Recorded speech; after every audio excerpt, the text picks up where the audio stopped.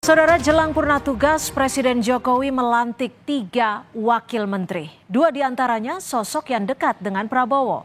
Bagaimana memastikan transisi berjalan baik disertai perbaikan program dan terjamin profesionalitasnya? Lengkapnya dalam catatan Kompas TV berikut ini.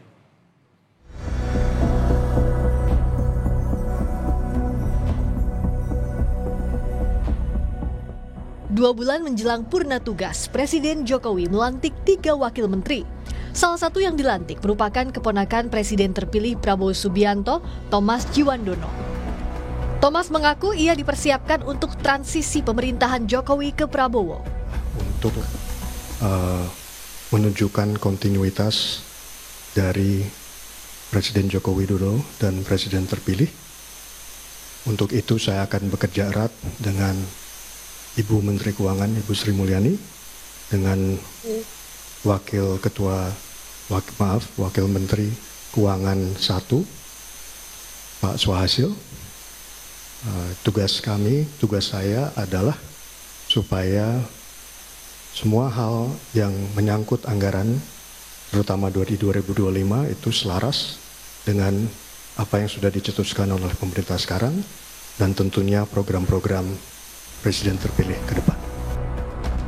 Presiden Jokowi membantah pelantikan 3 wakil menteri baru, di mana 2 diantaranya adalah orang dekat Prabowo sebagai bentuk bagi-bagi jabatan. Jokowi bilang dirinya sudah berbicara dengan Presiden terpilih Prabowo Subianto mengenai keberlanjutan pemerintahan, termasuk lewat pelantikan 3 wamen baru. Ini untuk melancarkan, memuluskan keberlanjutan. Bahwa isu bagi-bagi jabatan begitu Pak, gimana Pak? Enggak. Ini sudah saya bicarakan langsung dengan kepentingan pemerintah berikut. Saya sudah bicara dengan Presiden terpilih Bapak Prabowo Subianto. Presiden terpilih Prabowo Subianto mengungkap sedang dilatih Presiden Jokowi sebelum dirinya dilantik sebagai presiden agar tidak kaget saat menjabat nanti. Prabowo pun mengakui dirinya selalu diminta duduk di sebelah Jokowi di setiap rapat kabinet. Saya kira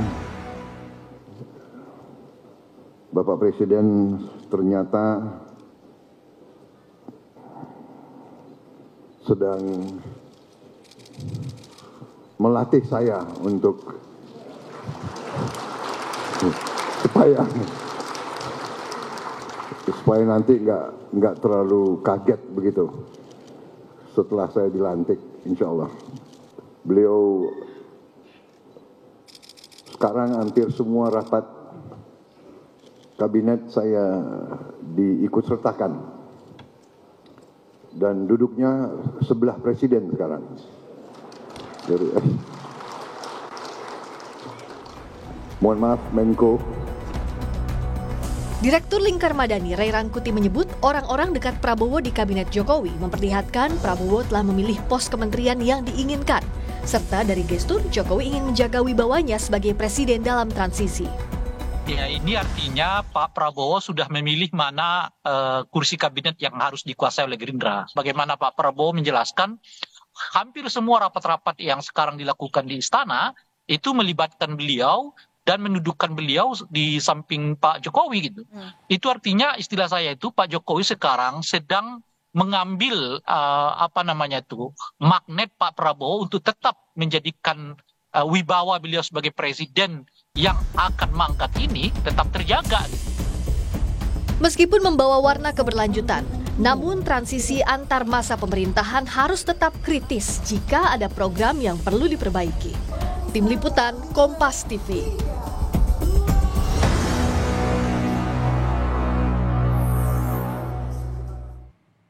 Kita lihat 3 wakil menteri baru di kabinet Jokowi yang 2 diantaranya sosok dekat dengan Prabowo.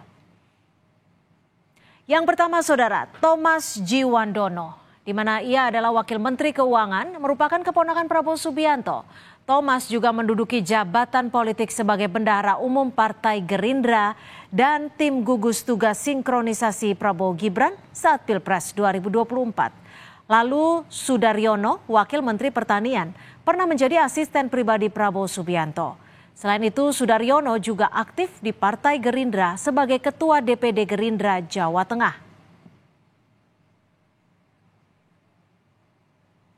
Lalu ada Yuliot Tanjung, Wakil Menteri Investasi. Sebelum menjadi Wamen, Yuliot menduduki jabatan penata kelola penanaman modal ahli utama Kementerian Investasi BKPM.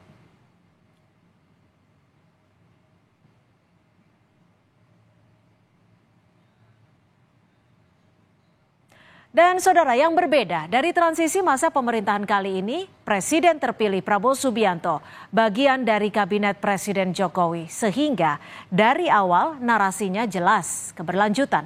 Namun yang jadi catatan, meskipun satu warna keberlanjutan, namun untuk peralihan pemerintahan yang baik, kepemimpinan Prabowo harus tetap mengevaluasi jika ada program yang perlu diperbaiki.